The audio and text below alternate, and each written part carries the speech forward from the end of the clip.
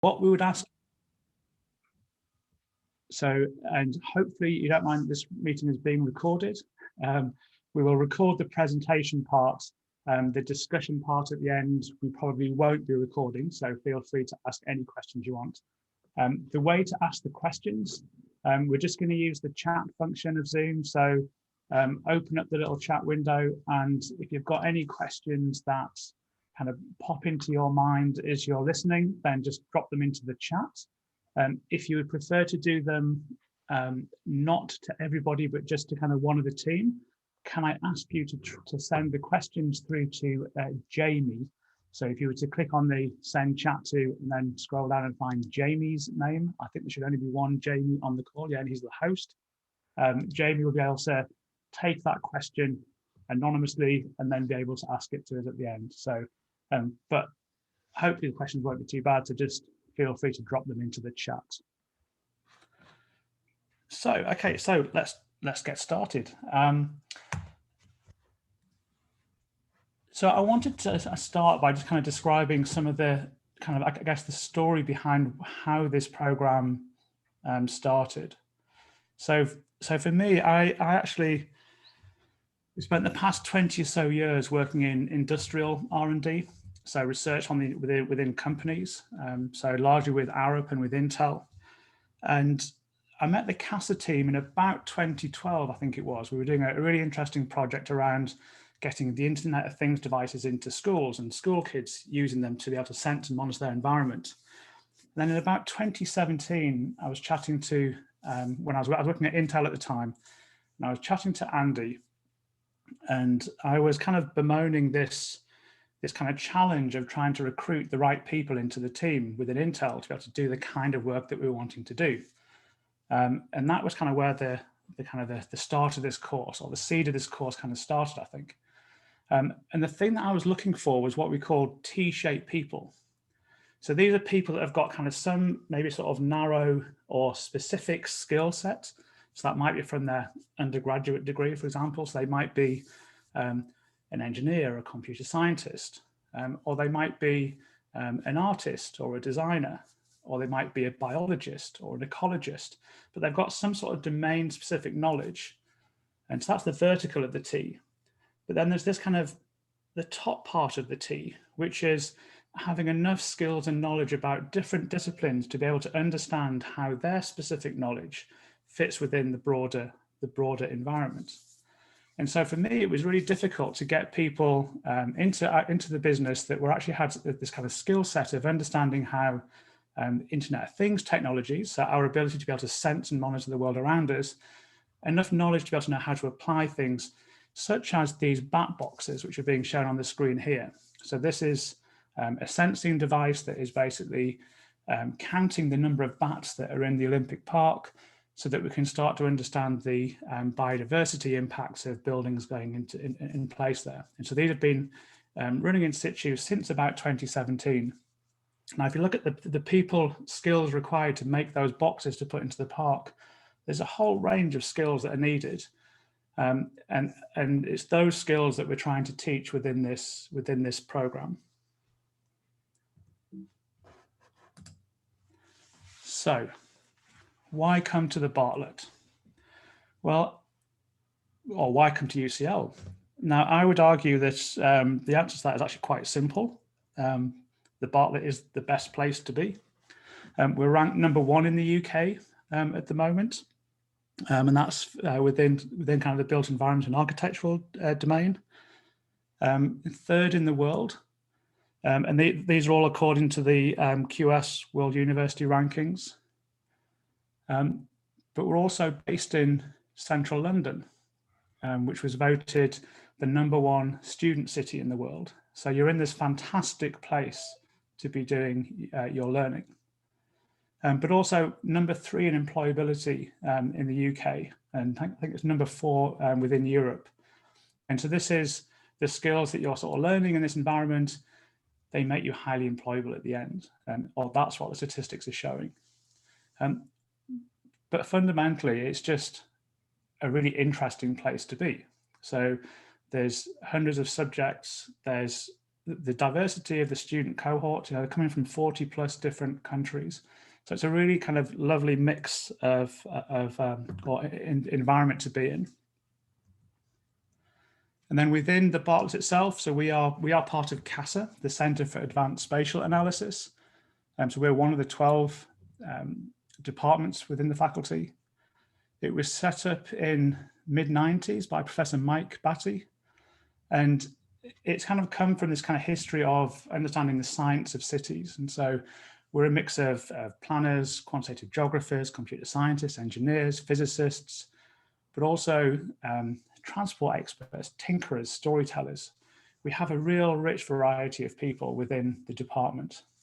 And we've got 3 different, or the Connected Environments Master's Programme is the 3rd Master's Programme that's developed within the department. We've got 2 existing programs, Spatial Data Science and Visualization, and then a Smart Cities and Urban Analytics program. So this is the 3rd, this is the kind of the trilogy. They always say that the trilogy is the best, by the way, so we're hoping to be able to deliver on that as well. But the reason why I mention those other 2 programs is because that is also the sort of broader cohort of students that you'll be mixing with over the course of the year.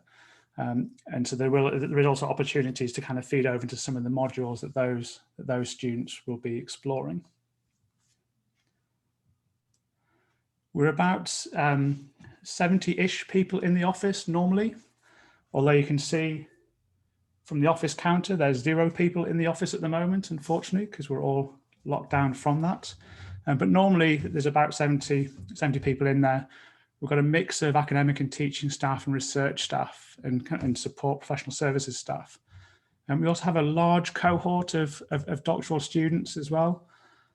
And then the slide here is saying 105 master students. I think we've got even more than that this year. So we anticipate this next academic year there being about 150 or so master students within the department. And I'm also showing a little screenshot, a little photo there of the office on Tottenham Court Road. So one of the slightly unique things about this master's program is that we do quite a lot of kind of hands-on practical work with bits of kit, and so that requires that we have a bit of space for those different devices and items. So this room here in Tottenham Court Road this is kind of a student space where you would actually be spending some of the time sort of building prototypes, installing sensors, and using bits of kit. It's not usual, I think, for master's programs to have, for the students to have physical spaces to be able to use within the department on a permanent basis. So when you come in October, it'll look very different to this in the sense that the room is constantly evolving, but you can see that we've got rigging there for VR headsets, we've got large displays, we've got a whole bunch of different sensors that are installed within that space. But then also, this next academic year is going to be a really exciting one because we are part of a program of activity of development that's happening with UCL, which is the development of UCL East, which is a whole new campus over in the Olympic Park in the east of London. This has been a project that's been developing for the past 5 to 10 years now. So it's been, and we're just getting to the point where in summer 2022, the first of these buildings, Poole Street West, is going to be opening.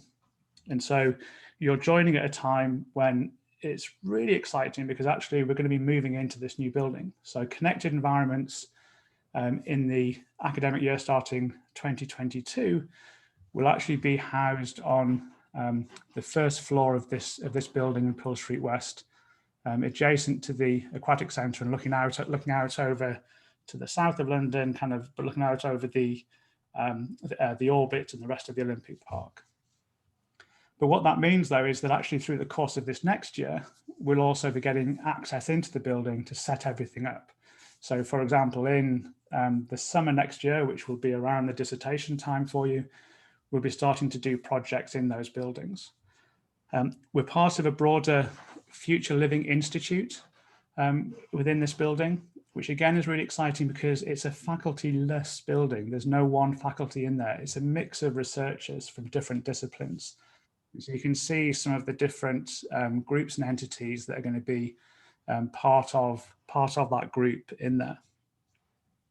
So I think what's really exciting is that we've been doing a lot of work with our internal estates and ISDs, so IT departments, and we've got access to things like lots of the sensory infrastructure within these buildings.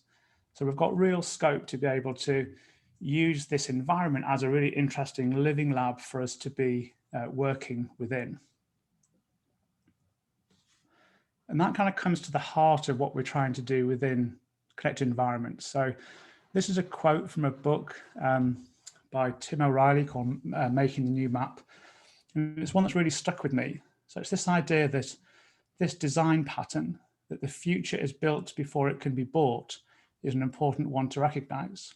The future is created by people who can make and invent things, and those who can tinker and improve and put inventions into practice. These are the people who learn by doing.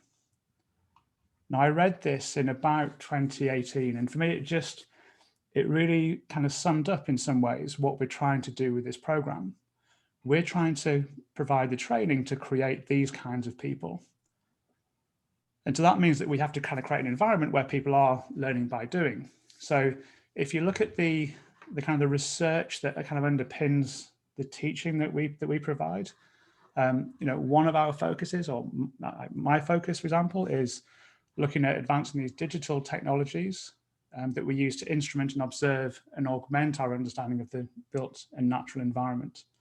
So I'm all about putting sensors into spaces. So we need to teach people that can actually learn those skills through doing them. And that forms the basis of the program that we're creating. So I've got a high level view of the program here that I'll run through, and then Andy is going to jump in and give you some slightly more sort of hands-on tangible examples of the activities that we'll be doing. But if I look at the way that the year is structured, so we've got term 1, 2, and 3 here. The way that master's programs are organized, they're split into 180 credits that you have to earn, and then roughly each term is 60 credits of work that you do. So you can see that within this first term, we've got 4 different modules that we're running, and we run 2 of them in parallel in the first half of the term, 2 of them in parallel in the second half of the term. And what we're developing here in these kind of orange blobs is that we're giving the introduction to kind of what are connected environments, what are Internet of Things sensors. And if you think back to the T-shaped people that I was describing at the very start, we're not assuming that people are joining this course with, with a computer science degree. We're not assuming that people that are joining have got electrical engineering degrees. We're not assuming people that understand how to design or the process or the creative process. What we're trying to do is to pitch each of these modules at a level where we give people who maybe haven't got skills in those areas enough scaffold to help them to be able to learn. But we also provide some of the stretch goals for maybe students that have got some experience in those areas to be able to develop even further.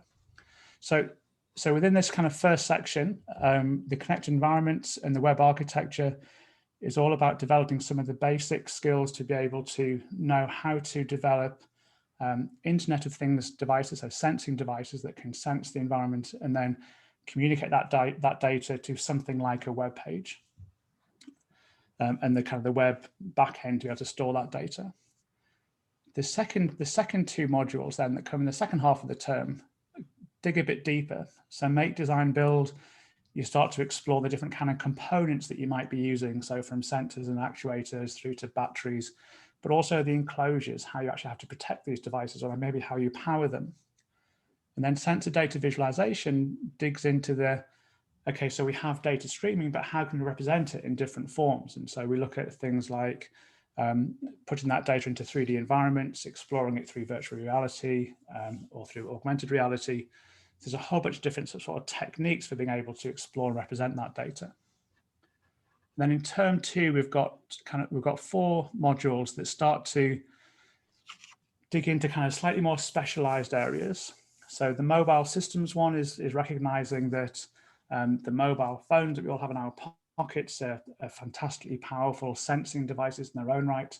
So how can you use the sensors or applications on these devices to be able to sense and monitor the world around us? The deep learning for sensor networks is looking at things like these small microcontrollers and starting to understand how you can put little bits of intelligence onto these so you can start to make things think a little bit. So you probably will be familiar with things like wake words in devices. So if I was to say, hey, Google, I might have fired up people's home assistants and be confusing them now. So it's this. It's the how do we put those little bits of intelligence into devices. And we've been lucky this year, for example, to be sponsored by Google in that particular module. Then the ethics, sustainability in business. This is probably the only module that's slightly more theoretical, in the sense that what we're trying to do is to dig into some of the experiences around how IoT is being developed within society more broadly. So we're looking at issues around ethics, around sustainability. Each of these devices that we're putting out has got a carbon impact to it. What are the impacts of that? But also the kind of some of the business models around this. How do you get beyond just having a prototype device into something that could actually become commercialized and sustainable in that way? And then the last section there is the group prototype and pitch. Again, what this module is doing is pulling together, in essence, all of the activities that you've been doing and all the others in a group project where you'll be working together to develop something. So at the end of that module, you will have made something of some sort. And that's a really good kind of segue into the last one, which is the dissertation project, which is where you've got this real luxury of being able to spend 3 to 4 months developing your own idea, developing your own project, which is a perfect way of being able to either sort of test all of the knowledge that you've built throughout this program, or it's also the perfect platform if you're interested in continuing in research to be thinking about what might a PhD program for me look like. So it allows you to kind of explore some of those areas as well. So with that, I want to hand over to you, Andy, if that's okay, for you to start to dig into some examples of how we do that. Righto. So I should transfer onto your main view now. Jamie, if you could transfer me. So the interesting thing is, don't worry that you can't read the words, it's fine. We thought we'd sort of do this in more of a weather forecast way. So we're going to transform you to halfway through term 2. So you're halfway through term 2 here, and you're beginning to deploy sensors, you're beginning to make things. And this is where you learn to make the intricate enclosures to communicate the data that you're actually beginning to sense. So it's using things like a node MCUs, this is a node MCU, and combine it with things like a micro server. This is a server. And you can see as those servers come into place, it pulls in the various data feeds and it communicates the data in real time. So I'm just going to run you through various examples of the things that we've made over last year, which contribute to the course, and the reasoning behind them. So you sort of kind of hark back. It's moving away from the laptop screen and into physical devices and virtual reality and augmented reality, but with a hark back to the classic objects that we kind of don't notice. The ship's clock tells time. You just glance at it, and it has a bell inside too. I will come back to the bell just a little bit later on, something interesting about sound. So one thing we showed to make is an MQTT, which is a data feed to show real-time wind. So this is using the sensor data that I have actually at the back of my greenhouse, pulls in real-time data. But all of these things are whatever data feeds you wish. So you're deploying your own sensors, you can pull in the data and to represent it. So this is the MQTT wind dial that you would learn to print and design and make. And you can see there's a series of cogs in the back. And there is a series of cogs because the microservo only moves 180 degrees, and we need it to move 270 degrees. So you 3D print things to sort of give it that extra sort of sweep that we want. And you may be thinking, actually, this doesn't look very good from the front. You'd be right there. So the point is, you have to make things that you would arguably put into a marketplace too, because part of the course is to how to crowdfund things, how to pitch things. So we refine things down. We sort of make the first rough iteration, then we refine things down. So these hang on my wall currently. And you will have access to the Bartlett workshop where you can carve things out of wood, you can get the holes in the right place. And I've basically made things over the last sort of few months shaping up this bit of the course that I would like to buy myself. Now there's a risk that it's only me and your crowdfunding will be mainly me buying your things, but it's things that aren't out there. So it's about creating the new things that we think could begin to transform the way you see the live data feeds. Again, with a nod back, this is the 1940s Bush DAC 90A classic. And we sort of took that sort of design hint to do the talking data box. And this uses a Raspberry Pi, one of these little devices, with a sound card and a great big button that you push in. And it pulls the data feeds in, it communicates to an outside server, converts the data into text, and then converts that into a sound file, which then talks. And it's about learning to put all of these components in place, to look at the back-end server system, to know how to code it yourself. So you'll be able to do the whole thing. And that's kind of unique to be able to do the code, to the design, to the make, to the deployment. One of the examples we have is called The. If I have a look at it, I've got various things in front of me now. Now this is on our webpage now. You can go away, you can see how to make this yourself. And this is using Eink. Something very nice about Eink, because Eink is kind of slow, but data doesn't have to be that instant update. Everything coming in here is an instant update, but it updates slowly. And there's no power on this, but you can see the Eink is in place and it works. So that means from a battery point of view, the batteries in your Eink system can last 3 or 4 months, maybe more, depending on how much you update it. And I like the way the ink just sort of gradually begins to fade in and sort of pulses in. So there's something about using various display systems and gathering environmental data too. So this is a Enviro Plus on a Raspberry Pi, which has a particle sensor and a gas sensor. So there's multiple sensors plugged in to one thing. And that allows us to read PM 2.5, PM10, which is dust, CO2, volatile gases, temperature, and humidity. And this is it in the real world. And we've obviously made this too. So this is the little particle sensor at the back.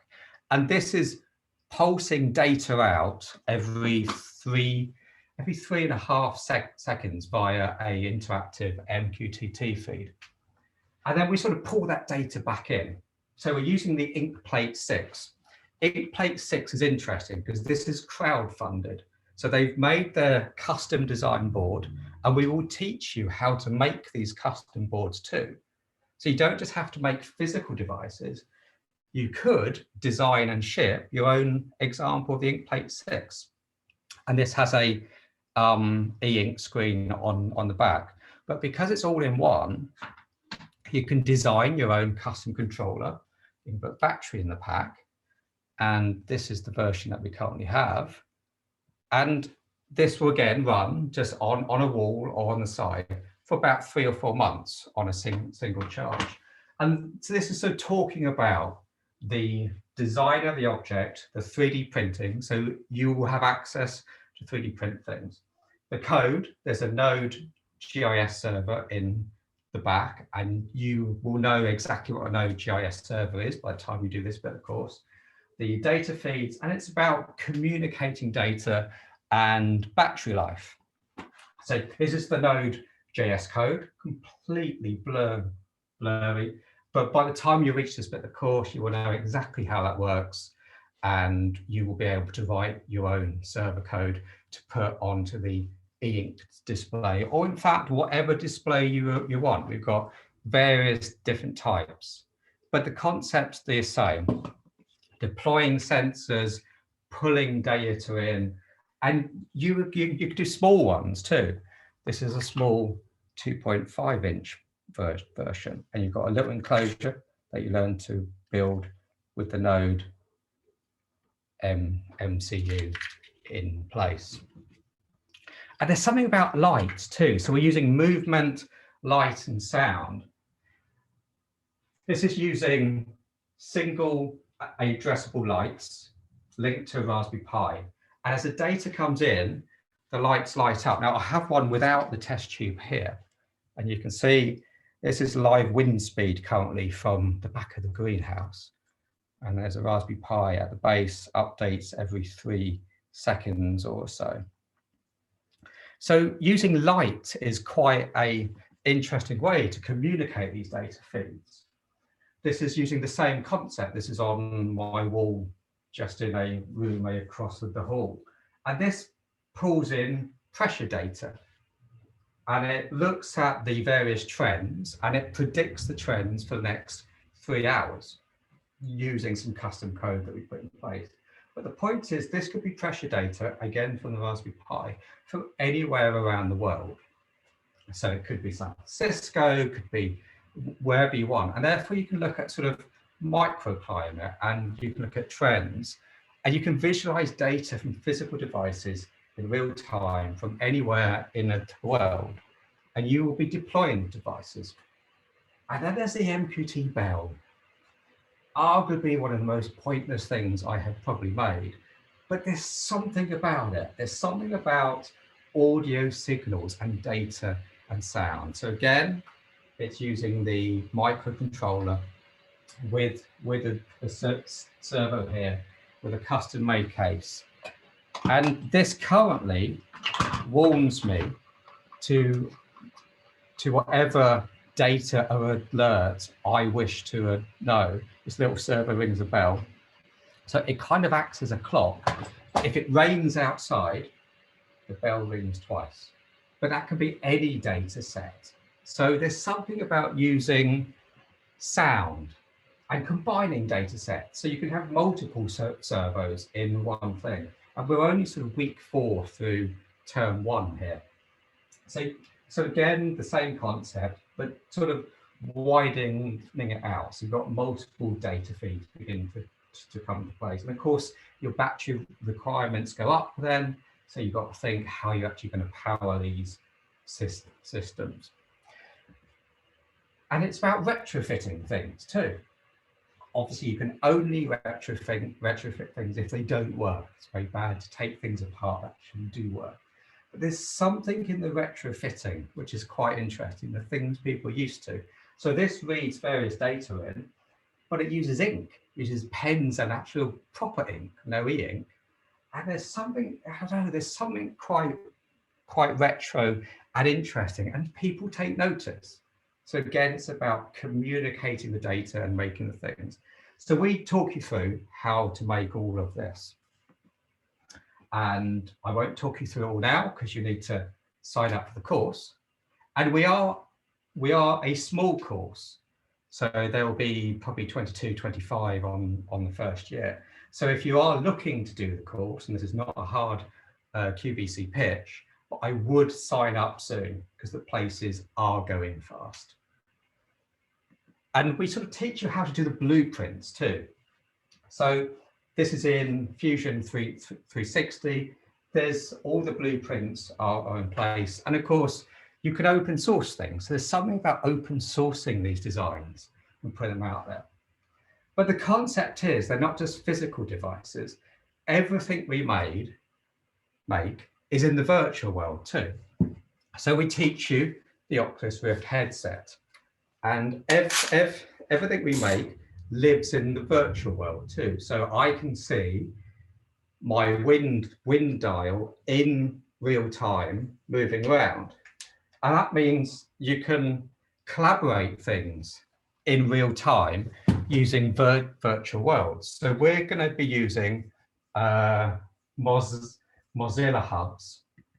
And if I just jump in new ways, here, Hubs Cloud lets you save on travel, collaborate, share ideas, turn the sound down.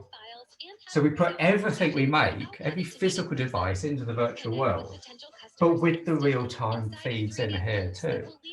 So you're learning how this is in Unity, which is a 3D modeling piece of software. So you're beginning to merge all of these worlds midway through term 1. And then you sort of do it as a group pitch. Let me just move on from this last slide. You sort of do it as a group pitch then, and you work as a group, and then you're moving towards your final piece of work. So everything you've made, everything we've shown you, you will go and make your own versions up. You will take this to a much higher point than you've just seen. This is midway through term 1. And then it's a question about, we're training you to either go into the workplace and be able to design, build, make and deploy these things, or also go down the future PhD route. So everything is research based. So everything we teach, we're literally learning and making now. So it won't quite be the same, because we've got like 4 or 5 months and the software moves on.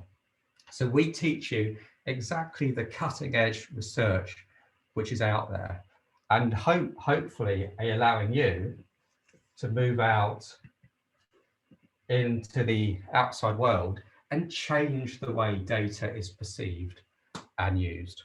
I will end there. Back to Duncan. Thank you very much.